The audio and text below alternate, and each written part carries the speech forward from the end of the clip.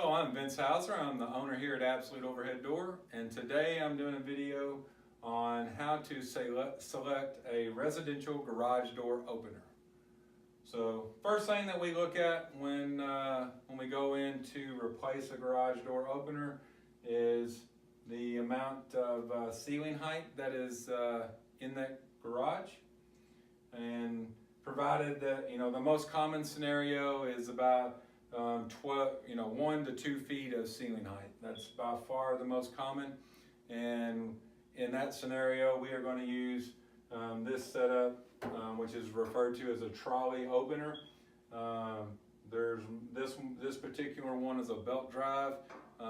It is very common to have chain drives as well. This trolley portion from here to here is determined by the height of the door. Of course, this is a sample, and that's why it's so short. But for the most part, residential applications, the trolley is going to be 7, 8. Also comes in 10 foot for some 10-foot tall door applications. So for doors where there's a really high ceiling, sometimes this one is what we use. This particular one is what we call a shaft-driven opener. This tube that's here, the opener turns the tube, which turns the drum, which is attached to the cables, which pick up the door. Where the trolley opener is actually pulling on the door itself. These openers are really, when they first came out on the market, they're really designed for commercial style doors with a high ceiling where that door is going to follow straight up the wall and then turn, or in some cases just go straight up the wall. That type of application is where we use this opener, or where we recommend this type of opener.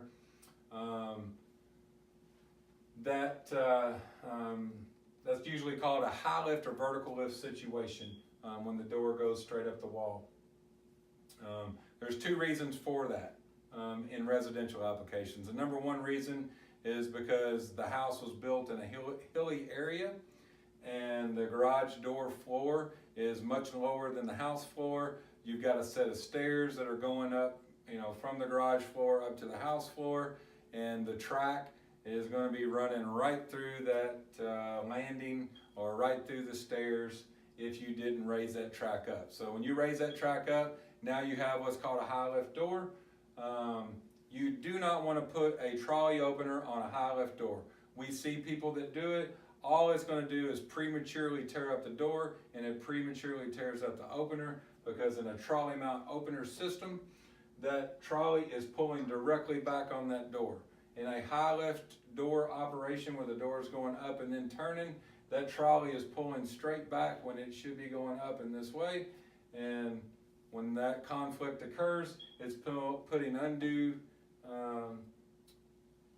damage to it's doing damage to the garage door opener, and it's doing crazy amount of damage to the garage door, because that garage door is not designed to be pulled on in that way.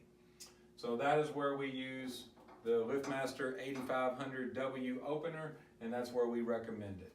And it said in all other applications where that door is using what we refer to as standard track, and that means that the door is only being lifted 6 to 12 inches above the opening, the trolley style opener is the way to go. Once you determine that you do need a trolley, there's basically 2 different drive systems. You have a chain drive and you have a belt drive. This model here shows the belt driven option. The chain driven really doesn't look much different. The chain driven is going to be a little cheaper. It's not going to last as long, and it's going to make a whole lot more noise than what this one is. So, when we go into a replacement opener situation, the typical questions are, is noise an issue? Is there a bedroom above the garage? Is there a sleeping room right next to the garage? If answer yes to any of those questions, belt drive's the way to go. So if it's a garage that's a detached garage, it's a pole barn, or and noise doesn't matter at all, we're going to recommend the chain drive. It's going to be cheaper. Detached garages typically don't get used as much as attached garages, so the lifespan is going to be fine in those situations. But in the attached garage situation, we are far more likely to recommend the belt drive. This particular model is the LiftMaster 8550W. This is like basically the flagship opener. This particular opener has an app for being able to control it from your phone. As long as you have Wi-Fi in your house, you can open and close and monitor the door. It also records the history. So if you have teenage kids and you want to know what time they came home last night, you can go and look. They will not make them happy when they know you had that. Second thing this opener has is battery backup built into it. That battery is going to raise and lower the door somewhere between 20 and 30 times. LiftMaster will tell you 20. I have this opener on my personal house. I can tell you that it'll do it over 30. When I did it, when our power went off and we just ran until it died. But it is very nice when the power is off. It's going to operate just like it did with the power on the battery. This particular model also has a DC powered motor. That DC powered motor reduces vibration and noise. So this is going to be basically the quietest opener on the market.